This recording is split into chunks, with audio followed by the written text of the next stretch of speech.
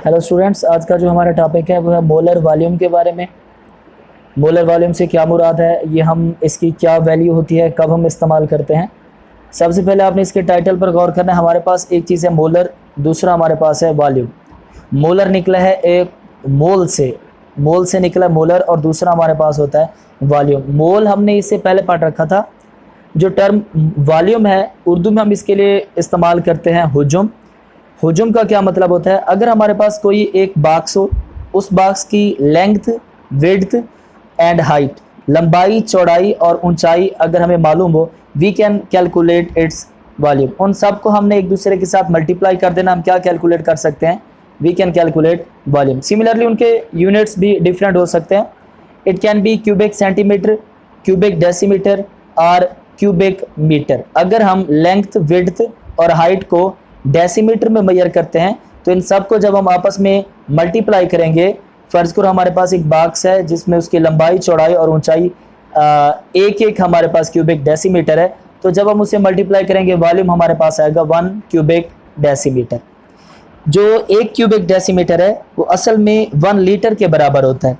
किसी भी चीज़ का 1 litre will be equal to 1 cubic decimetre. आमतौर पर जो लीटर होता है वो लिक्विड क्वांटिटीज़ के लिए हम इस्तेमाल करते हैं, और जो क्यूबिक डेसीमीटर होते हैं वो गैसियस मॉलिक्यूल्स के लिए हम आमतौर पर इस्तेमाल करते हैं। जबकि 1 cubic decimetre will be equal to 1000 cubic centimetre. Similarly 1 litre is equal to 1000 millilitre.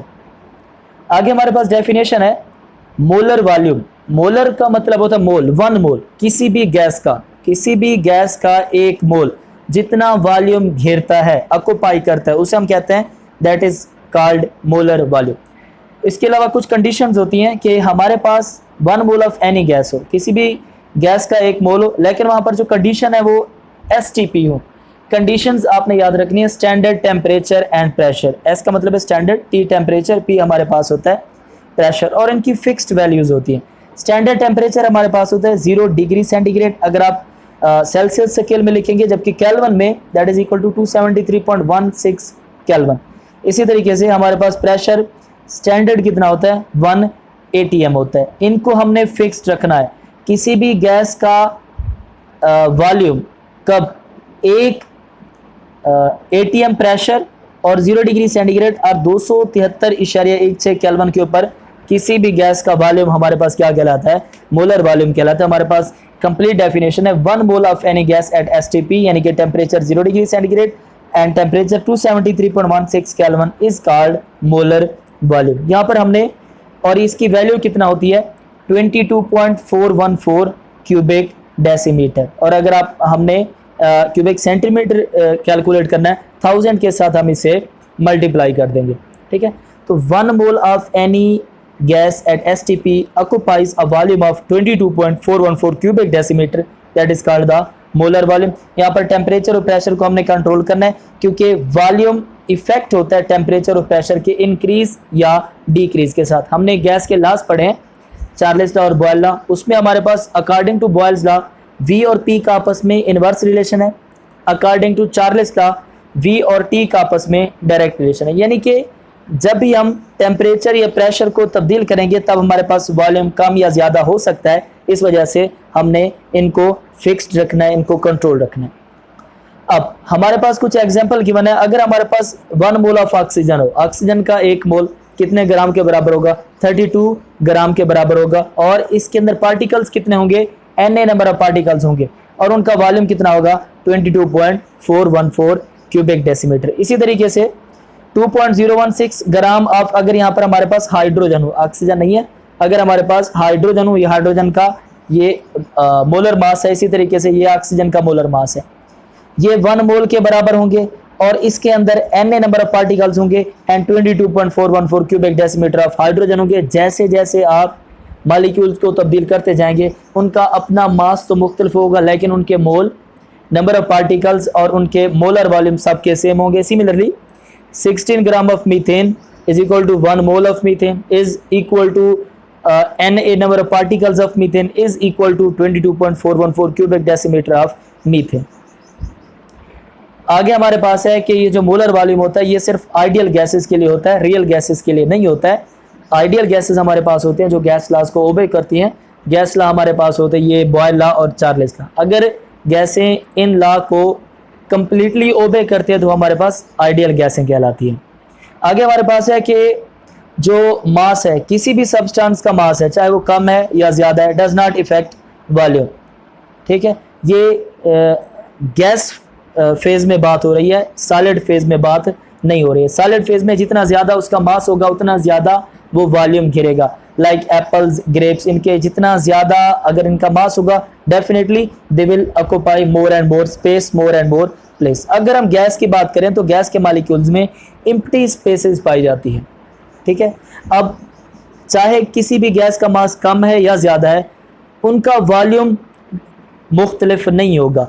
असल में गैस के मॉलिक्यूल्स में 300 टाइम्स डिस्टेंस होता है बिटवीन द मॉलिक्यूल्स, यानी कि अगर एक मॉलिक्यूल एक जगह पर मौजूद है तो उसके दाएं बाएं तरफ 300 टाइम्स का फासला होगा उसके डायमीटर के अकॉर्डिंग। तो मासेस उनके मुख्तलिफ हो सकते हैं, लेकिन चाहे उनका मास जितना भी है, एक एटम दूसरे एटम से 300 गुना फासले पर मौजूद रहेगा, जिसकी वजह से उनके दरमियान में एम्प्टी स्पेसेस मौजूद रहती हैं और वॉल्यूम उनका मेंटेन रहता है। यही बात वो कहते हैं कि गैस के मॉलिक्यूल्स में the distance between the gas molecules is 300 times as compared to their diameter, so the volume of the gas molecules is not affected। वो सेम रहता है, वो मेंटेन रहता है। लेकिन गैस और लिक्विड के फॉर्म में ऐसा हमारे पास नहीं होता है। एक एग्जांपल के जरिए हम देखते हैं कि मोलर वॉल्यूम हम कैसे कैलकुलेट कर सकते हैं। इसके अलावा मोलर मास हम कैसे कैलकुलेट कर सकते हैं। एक गैस है हमारे पास, उसका वॉल्यूम है 500 क्यूबिक सेंटीमीटर और उसका गिवन मास है 0.72 gram. We have to calculate the molar mass of that gas. हमारे पास एक फार्मूला है, दैट इज इक्वल टू के n is equal to m over m, smaller m over capital M, n is equal to number of mole. अगर हमारे पास number of mole given हो, we can calculate molar mass. तो number of mole calculate कैसे करेंगे, ये हम molar volume को देखेंगे। हमें पता है कि 22.414 dm cube of any gas occupies volume, वो उसके अंदर कितने मोल होते हैं, 1 मोल। यानी कि यहाँ पर अगर हम देखें किसी भी चीज़ का 1 मोल है, उसके अंदर कितना वॉल्यूम होता है, 22.414। तो हम कह सकते हैं अगर वॉल्यूम इतना है तो मोल कितना होंगे, 1 होंगे। यही बात हम देखेंगे 22.414 cubic decimetre of any gas, उसका वॉल्यूम, उसका नंबर ऑफ मोल कितना होंगे, 1 मोल होंगे। यहाँ पर आपने क्यूबिक डेसीमीटर लिखा, आपकी मर्जी है, क्यूबिक सेंटीमीटर आपकी मर्जी है, लेकिन एक चेंज हम यहाँ पर करेंगे। चूंकि हमारे पास वॉल्यूम क्यूबिक सेंटीमीटर में गिवन है, तो हम बेहतर है कि हम इसको भी किस में कन्वर्ट कर लें, क्यूबिक सेंटीमीटर में कन्वर्ट कर लेंगे। 1000 के साथ मल्टीप्लाई करेंगे 22414 क्यूबिक सेंटीमीटर बनेगा। यहाँ पर इतना हमारे पास वॉल्यूम था। अगर हमारे पास वॉल्यूम कितना हो, 1 क्यूबिक सेंटीमीटर, तो ये किसके इक्वल आएगा, 1 ओवर 22414। हमारे पास वॉल्यूम गिवन कितना है, 500 cubic centimetre of gas occupies volume is equal to 1 over 22414 into 500। जवाब हमारे पास आएगा 0.0223 ये मोल। ये हमारे पास मोल का जवाब आ गया। यानी कि अब हमारे पास नंबर ऑफ मोल गिवन है, गिवन मास गिवन है, we can calculate molar mass, n is equal to m over m, m is equal to m over n। m given mass 0.72 और नंबर ऑफ मोल हमने अभी calculate किए हैं 0.000223, और जब हम इसे हल करेंगे तब हमारे पास क्या आएगा, molar mass. That was all about the topic molar volume.